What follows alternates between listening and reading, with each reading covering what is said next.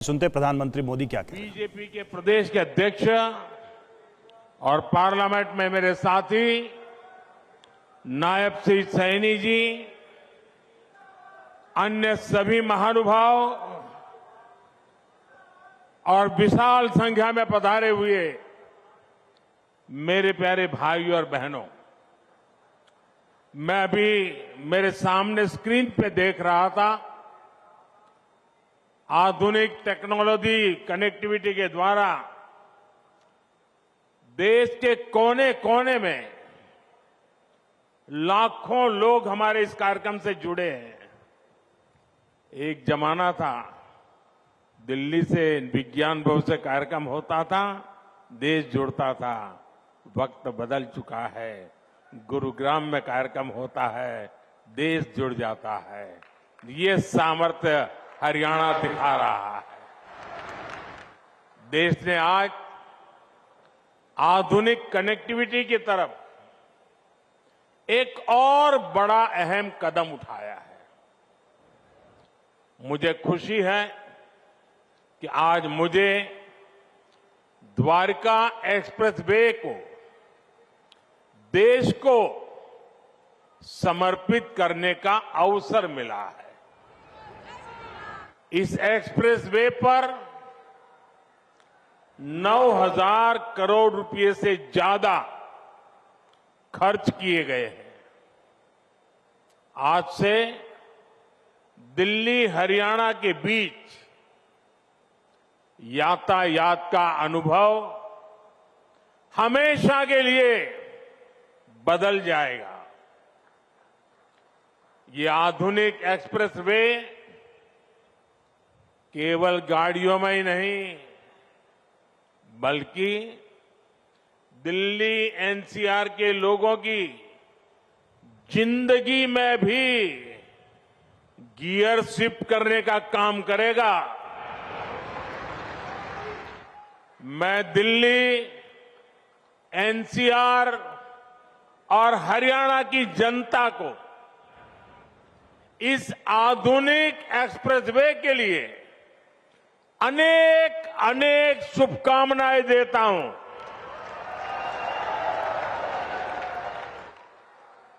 साथियों, पहले की सरकारें छोटी सी कोई योजना बनाकर छोटा सा कार्यक्रम करके उसकी डुगडुगी 5 साल तक पीटते रहते थे।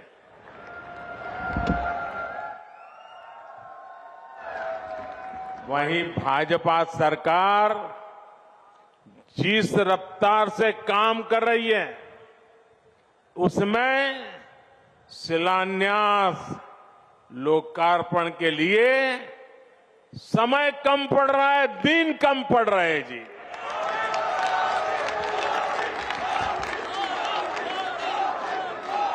साल 2024 में ही,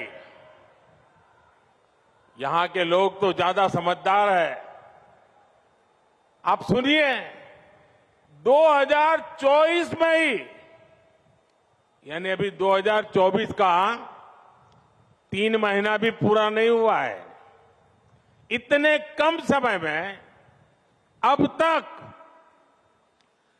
10 लाख करोड़ रुपए की परियोजनाओं का या तो शिलान्यास किया है या तो लोकार्पण हो चुका है।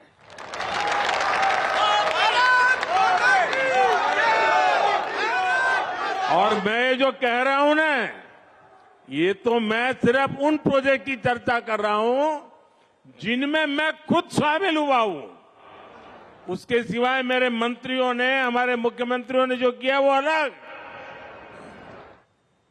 और आप देखिए, 5-5 साल में कभी आपने सुना नहीं होगा, देखा नहीं होगा।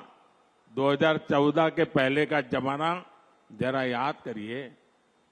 आज भी यहां एक दिन में देश भर के लिए 1 लाख करोड़ रुपए से ज्यादा की 100 से अधिक परियोजनाओं का या तो लोकार्पण हुआ है या शिलान्यास हुआ है। इनमें दक्षिण में कर्नाटका, केरला, आंध्र प्रदेश के विकास कार्य है, उत्तर में हरियाणा और यूपी के विकास कार्य हैं, पूरब में बिहार और बंगाल के प्रोजेक्ट्स हैं और पश्चिम में महाराष्ट्र, पंजाब और राजस्थान के लिए हजारों करोड़ रुपयों के विकास परियोजनाएं हैं। आज जो लोकार्पण हुआ है उसमें राजस्थान में अमृतसर भटिंडा जामनगर कॉरिडोर की लंबाई 540 किलोमीटर तक बढ़ाई जाएगी। बेंगलुरु रिंग रोड के विकास के वहां ट्रैफिक की मुश्किलें काफी मात्रा में कम होगी।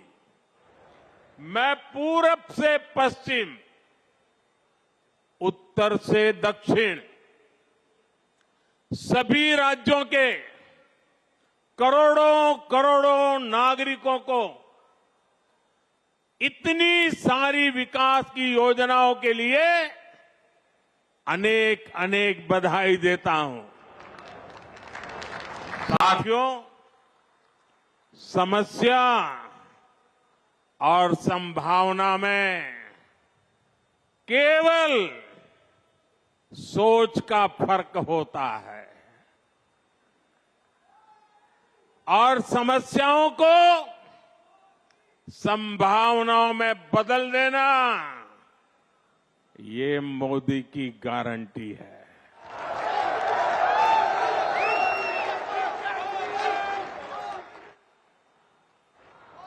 द्वारका एक्सप्रेसवे खुद इसका बहुत बड़ा उदाहरण है। आज यहां द्वारका एक्सप्रेसवे का निर्माण हुआ है।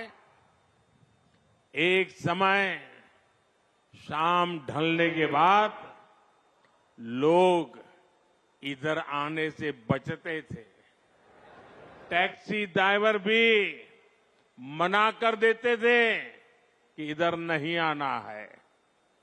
इस पूरे इलाके को असुरक्षित समझा जाता था, लेकिन आज कई बड़ी कंपनियां यहां आकर अपने प्रोजेक्ट्स लगा रही हैं।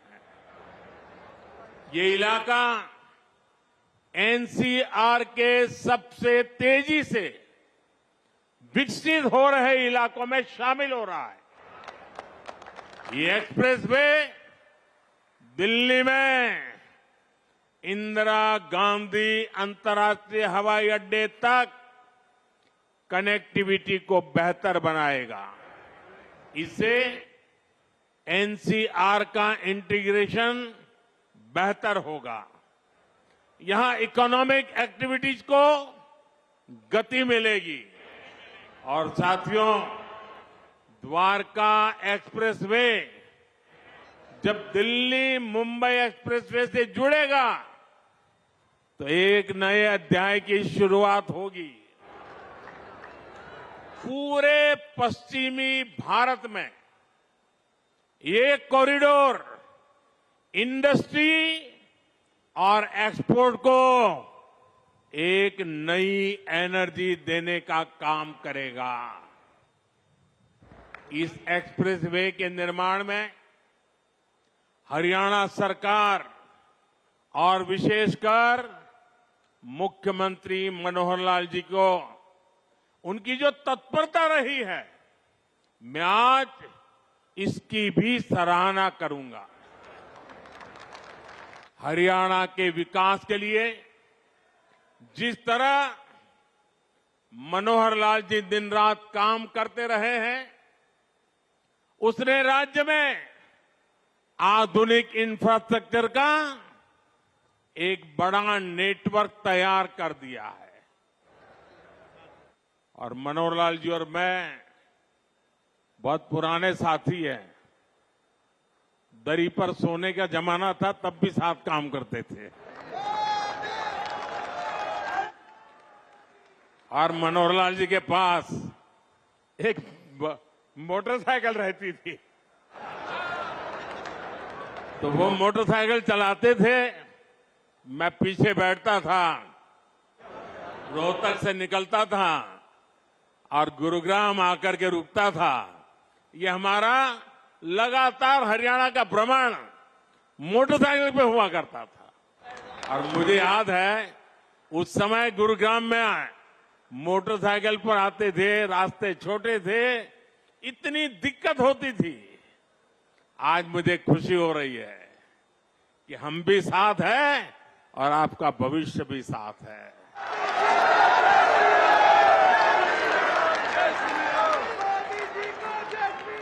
विकसित हरियाणा, विकसित भारत के मूल मंत्र को हरियाणा की राज्य सरकार मनोहर जी के नेतृत्व में निरंतर सशक्त कर रही है। साथियों, 21वीं सदी का भारत बड़े विजन का भारत है, ये बड़े लक्ष्यों का भारत है। आज का भारत प्रगति की रफ्तार से कोई समझौता नहीं कर सकता। और आप लोगों ने अब मुझे भली भांति जाना भी है, पहचाना भी है, समझा भी है। आपने देखा होगा, न मैं छोटा सोच सकता हूं, न मैं मामूली सपने देखता हूं, न ही मैं मामूली संकल्प करता हूं। मुझे जो भी करना है विराट चाहिए, विशाल चाहिए, तेज गति से चाहिए। इसलिए कि मुझे 2047 में हिंदुस्तान को विकसित भारत के रूप में देखना है। दोस्तों, आपके बच्चों के उज्जवल भविष्य के लिए जी जान से जुटे रहना है। जी,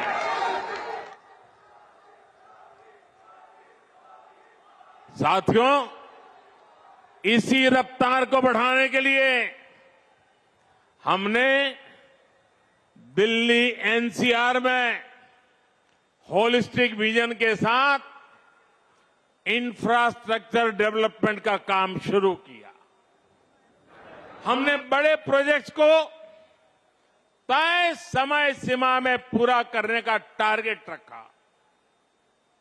ये द्वारका एक्सप्रेसवे हो, पेरिफेरल एक्सप्रेसवे का निर्माण हो, ईस्टर्न पेरिफेरल एक्सप्रेसवे हो, दिल्ली मेरठ एक्सप्रेसवे हो, ऐसे अनेक बड़े प्रोजेक्ट्स हमारी सरकार ने पूरे किए हैं। और कोविड के 2 साल के संकट के बीच देश को इतनी तेजी से हम आगे बढ़ा पाए हैं।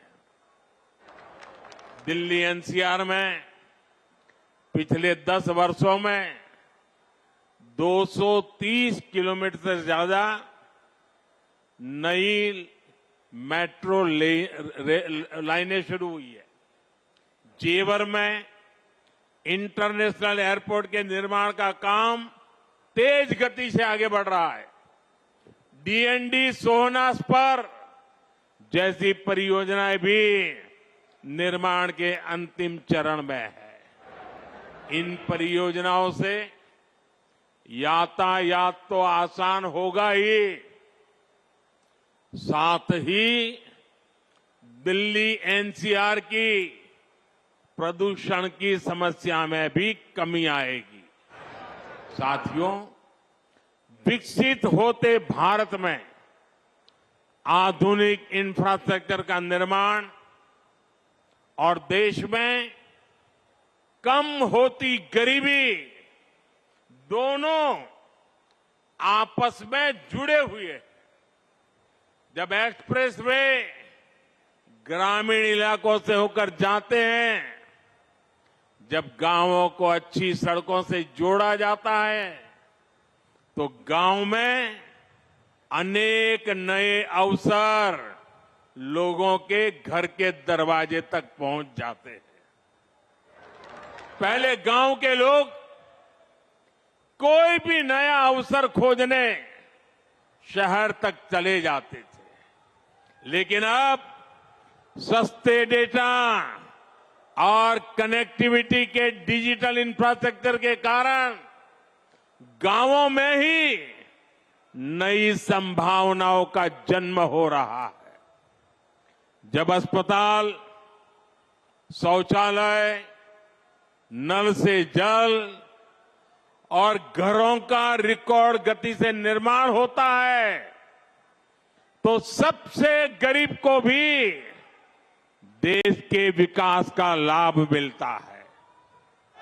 जब कॉलेज, यूनिवर्सिटी और इंडस्ट्री जैसे इंफ्रास्ट्रक्चर बढ़ते हैं, तो इससे नौजवानों को प्रगति की संभावना अनगिनत अवसर लेकर के आती है।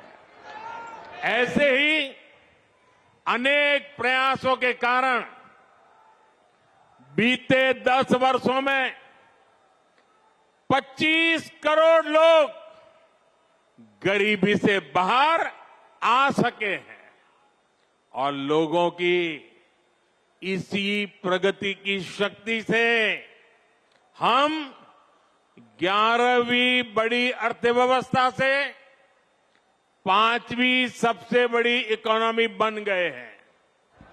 साथियों, देश में तेजी से हो रहा इंफ्रास्ट्रक्चर निर्माण का काम भारत को उतनी ही तेजी से दुनिया की तीसरी सबसे बड़ी आर्थिक ताकत भी बनाएगा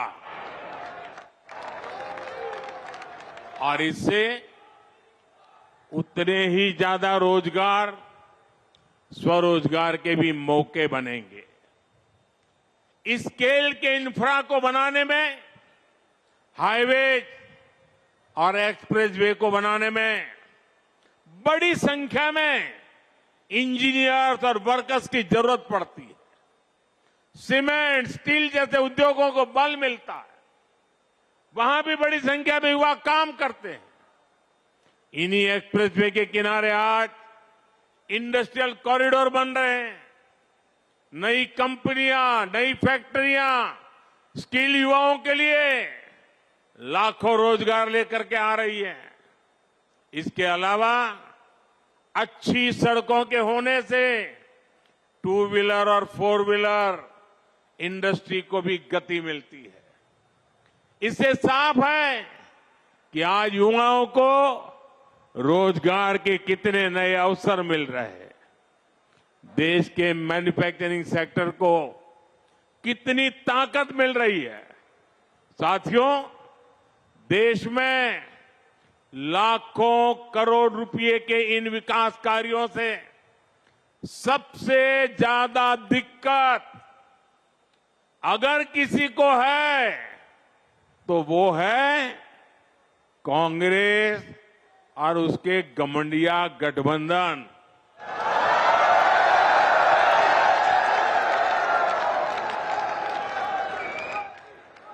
उनकी नींद हराम हो गई है। इतने सारे विकास के काम और वो एक की बात कर रहे हैं तो मोदी 10 और कर देता है। उनको समझ ही नहीं आ रहा है क्या इतनी तेजी से काम भी हो सकते हैं क्या। और इसलिए अब विकास के मुद्दों पर चर्चा करने की उनकी ताकत बची नहीं है। और इसलिए वो लोग कह रहे हैं कि मोदी चुनाव की वजह से लाखों करोड़ रुपयों के काम कर रहा है। 10 वर्षों में देश इतना बदल गया, लेकिन कांग्रेस और उसके दोस्तों का चश्मा नहीं बदला है। इनके चश्मे का नंबर अभी भी वही है, all negative, all negative. Negativity और केवल नेगेटिविटी यही कांग्रेस और इंडी गठबंधन वालों का चरित्र बन गया है। ये तो वो लोग हैं जो केवल चुनावी घोषणाओं की सरकार चलाते थे, इन्होंने 2006 में नेशनल हाईवे डेवलपमेंट प्रोजेक्ट के तहत 1000 किलोमीटर एक्सप्रेसवे बनाने का ऐलान किया था। लेकिन ये लोग घोषणा कर करके घोंसले में घुस गए, हाथ पर हाथ रख करके बैठे रहे। ईस्टर्न पेरिफेरल एक्सप्रेसवे की बातें 2008 में की गई थी, लेकिन इसे पूरा हमारी सरकार ने 2018 में किया। द्वारका एक्सप्रेसवे और अर्बन एक्सटेंशन रोड का काम भी 20 वर्षों से लटका था। हमारी डबल इंजन की सरकार ने सभी मुद्दों को सुलझाया और हर प्रोजेक्ट को पूरा भी किया। आज हमारी सरकार जिस काम का शिलान्यास करती है, उसे समय पर पूरा करने के लिए भी उतनी ही मेहनत करती है। और तब हम ये नहीं देखते हैं कि चुनाव है या नहीं। आज आप देख लीजिए, देश के गांवों को लाखों किलोमीटर ऑप्टिक फाइबर केबल से जोड़ा गया है। चाहे चुनाव हो या न हो, आज देश के छोटे शहरों तक में एयरपोर्ट बनाए जा रहे हैं। चाहे चुनाव हो या न हो, आज देश के गांव-गांव तक सड़कों का निर्माण किया गया है। चाहे चुनाव हो या न हो, हम टैक्स पेयर के एक एक पैसे की कीमत जानते हैं और यही कारण है कि हमने योजनाओं को तय बजट और तय समय में पूरा किया है। पहले इंफ्रास्ट्रक्चर की घोषणा चुनाव जीतने के लिए होती थी, अब चुनाव में इंफ्रास्ट्रक्चर के काम पूरे होने की बात होती है। यही नया भारत है। पहले डिले होते थे, अब डिलीवरी होती है। पहले विलंब होता था, अब विकास होता है। आज हम देश में 9000 किलोमीटर हाई स्पीड कॉरिडोर बनाने पर फोकस कर रहे हैं। इसमें से करीब 4000 किलोमीटर हाई स्पीड कॉरिडोर बनकर तैयार हो चुका है। 2014 तक सिर्फ 5 शहरों में मेट्रो की सुविधा थी, आज 21 शहरों में मेट्रो की सुविधा है। इन कामों के पीछे लंबी प्लानिंग लगती है, दिन रात की मेहनत लगती है। ये काम विकास के विजन से होते हैं। ये काम तब होते हैं जब नीयत सही होती है। अगले 5 वर्षों में विकास की ये गति और कई गुना तेज होगी। कांग्रेस ने 7 दशक तक जो गड्ढे खोदे थे, वो अब तेजी से भरे जा रहे हैं। अगले 5 वर्ष अपनी इस नींव पर बुलंद इमारत बनाने का काम होने वाला है और ये मोदी की गारंटी है। साथियों, आप सभी को इस विकास के लिए मैं बहुत बहुत बधाई देता हूं। आप, मेरा सपना है 2047 तक हमारा देश विकसित होकर रहना चाहिए। आप सहमत हैं? देश विकसित होना चाहिए, होना चाहिए कि नहीं होना चाहिए? क्या हमारा हरियाणा विकसित होना चाहिए? ये हमारा गुरुग्राम विकसित होना चाहिए? ये हमारा मानेसर विकसित होना चाहिए? हिंदुस्तान का कोना कोना विकसित होना चाहिए? हिंदुस्तान का गांव गांव विकसित होना चाहिए? तो विकास के उस उत्सव के लिए आइए मेरे साथ अपने मोबाइल फोन बाहर निकालिए, अपने मोबाइल फोन की फ्लैश लाइट चालू कीजिए और ये विकास के उत्सव को इनवाइट कीजिए। आप चारों तरफ मंच पर भी मोबाइल फोन वाले जरा चारों तरफ जिन जिन के पास मोबाइल है हर एक के मोबाइल फोन का फ्लैश लाइट चले। इस विकास का उत्सव है ये, विकास का संकल्प है ये आपकी भावी पीढ़ी के उज्जवल भविष्य के लिए मेहनत करने का संकल्प है, जी जान से जुटने का संकल्प है। मेरे साथ बोलिए भारत माता की, भारत माता की, भारत माता की। बहुत बहुत धन्यवाद।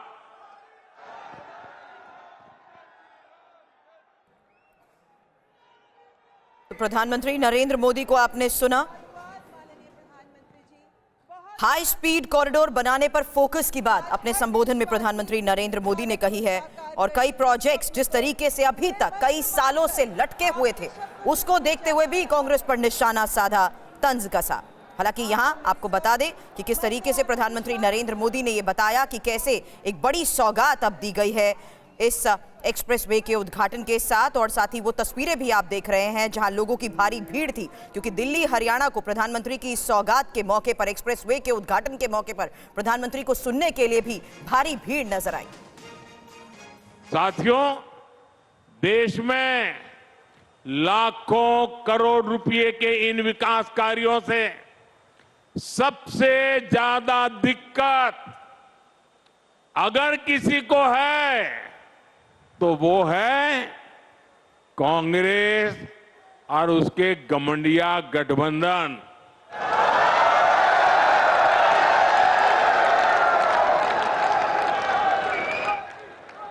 उनकी नींद हराम हो गई है। इतने सारे विकास के काम और वो एक की बात कर रहे हैं तो मोदी 10 और कर देता है। उनको समझ ही नहीं आ रहा है क्या इतनी तेजी से काम भी हो सकते हैं क्या? और इसलिए अब विकास के मुद्दों पर चर्चा करने की उनकी ताकत बची नहीं है। प्रधानमंत्री नरेंद्र मोदी को आपने सुना जिन्होंने इंडिया गठबंधन पर भी तंज कसा और ये कहा कि किस तरीके से इन्हीं एक्सप्रेसवे के किनारे आज इंडस्ट्रियल कॉरिडोर बन रहे हैं। अच्छी सड़कें होने से 2 व्हीलर और 4 व्हीलर को अच्छी कनेक्टिविटी मिल रही है और देश के इस विकास में अगर सबसे ज्यादा किसी को दिक्कत है तो वो है कांग्रेस और इंडिया गठबंधन। और अब स्पेशल रिपोर्ट आपके सामने जहां विश्व रक्षक मोदी, एटमी तबाही टली। ऐसा क्यों कह रहे हैं? क्योंकि प्रधानमंत्री नरेंद्र मोदी की वैश्विक छवि का संकट मोचक रूप देखने को मिला। बड़ी खबर आपको बता दें, रूस यूक्रेन युद्ध विश्व विनाशक युद्ध में बदलने वाला था और पुतिन यूक्रेन को कुचलने के लिए घातक परमाणु बॉम्ब से हमला करने ही वाले थे। यूरोप से लेकर अमेरिका तक अंदर ही अंदर खलबली मची हुई थी। ऐसे में प्रधानमंत्री नरेंद्र मोदी ने बड़ी भूमिका निभाई। आपको बता दें, प्रधानमंत्री की दखल और बीच बचाव के बाद पुतिन ने अपनी परमाणु योजना पर ब्रेक लगा दी। न सिर्फ यूक्रेन के सिर से परमाणु खतरा टला बल्कि दुनिया भी परमाणु संकट से बच गई, क्योंकि 80 साल बाद यह परमाणु हमला होता तो हिरोशिमा नागासाकी के हमले से कई गुना बड़ा होता। आपको बता दें, प्रधानमंत्री नरेंद्र मोदी की इस पहल को दुनिया के बड़े बड़े देशों ने मान लिया है।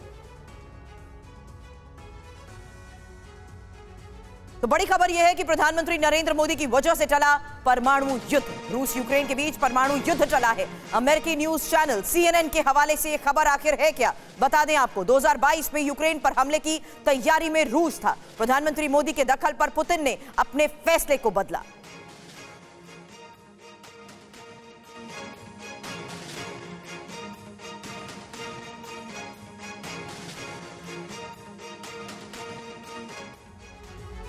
आखिर कैसे प्रधानमंत्री दुनिया के संकट मोचक बने, इस बारे में इंफॉर्मेशन अब आपके सामने, क्योंकि मोदी विश्व रक्षक परमाणु बॉम्ब के खिलाफ सुरक्षा कवच को लेकर बड़ी खबर यह है कि साल 2022 में देखिए आखिर किस तरीके के प्लान को लेकर बड़े दावे किए गए। पुतिन यूक्रेन पर परमाणु हमले पर गंभीरता से विचार कर रहे थे।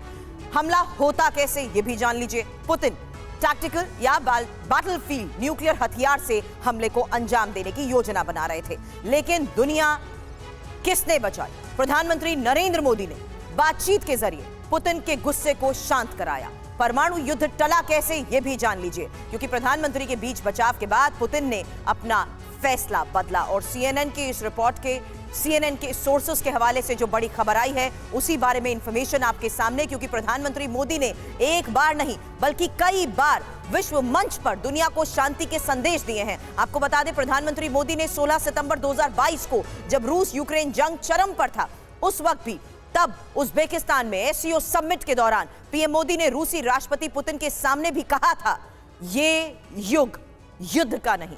प्रधानमंत्री मोदी ने अमेरिका में 23 जून 2023 को अमेरिकी संसद के संयुक्त सत्र को संबोधित करते वक्त भी कहा था, ये जंग का समय नहीं है, खूनी खेल का अंत होना चाहिए। आज का युग युद्ध का है नहीं, और हमने फोन पर भी कई बार आपसे इस विषय में बात की है कि डेमोक्रेसी और डिप्लोमेसी और डायलॉग, ये सारी बातें ऐसी हैं कि जो दुनिया को एक स्पर्श करती हैं। आने वाले दिनों में शांति के रास्ते पर हम कैसे बढ़ सके, उसके विषय में जरूर आज हमें चर्चा करने का मौका मिलेगा। As I have said directly and publicly, this is not an era of war. और सीएनएन के हवाले से एक और बहुत बड़े खुलासे को लेकर जानकारी आपके सामने, क्योंकि पुतिन खेरसॉ में यूक्रेन की बढ़त से परेशान थे। खेरसॉ में कमजोर पड़ने पर परमाणु हमले का प्लान बना था। अमेरिका को पुतिन के परमाणु प्लान का अंदेशा था। इस बारे में भी इंफॉर्मेशन अब आपके सामने, क्योंकि जो बड़े खुलासे अब इन रिपोर्ट्स के आधार पर हो रहे हैं उसमें यह साफ हो गया कि रूस यूक्रेन युद्ध के दौरान किस तरीके से परमाणु क्षमता का इस्तेमाल करने की योजना पुतिन बना रहे थे और कैसे प्रधानमंत्री नरेंद्र मोदी विश्व रक्षक बने। हालांकि बड़ी खबर आपके सामने, जहां देख लीजिए पुतिन खेरसॉ में यूक्रेन की बढ़त से परेशान बताए जा रहे थे। खेरसॉ में कमजोर पड़ने पर परमाणु हमले का प्लान भी बना था। अमेरिका को पुतिन के परमाणु प्लान का अंदेशा था। आखिर कब रूसी राष्ट्रपति व्लादिमीर पुतिन ने कीव पर परमाणु हमले की योजना बनाई, इसकी वजह क्या बताई जा रही है, यही इंफॉर्मेशन अब आपके सामने, क्योंकि आधार जानना बहुत जरूरी है। 2022 की गर्मियों के अंत में खेरसॉ में भीषण युद्ध को लेकर खबरें थी। खेरसॉ का इलाका रूसी कब्जे में भी था और यूक्रेन के काउंटर ऑफेंसिव से खेरसॉ में रूसी पकड़ कमजोर हो रही थी। हालांकि खेरसॉ को हाथों से जाता हुआ देखकर पुतिन ने परमाणु हमले की योजना बनाई। कीव पर वैसा हमला होता जैसे 80 साल पहले हिरोशिमा नागासाकी में हुआ था। अमेरिका को भी पुतिन के संभावित एक्शन का डर था। इस बीच प्रधानमंत्री नरेंद्र मोदी ने संकट मोचक की भूमिका निभाई। कांग्रेस सीईसी की बैठक को लेकर बड़ी खबर, जहां 5 राज्यों की 60 सीटों पर चर्चा को लेकर सोर्सेस के हवाले से बड़ी खबर है। दिल्ली की बाकी बची 3 सीटों पर भी मंथन होगा। बता दें, उत्तराखंड, गुजरात, एमपी, असम, राजस्थान की सीटों पर चर्चा को लेकर इस वक्त की बड़ी खबर।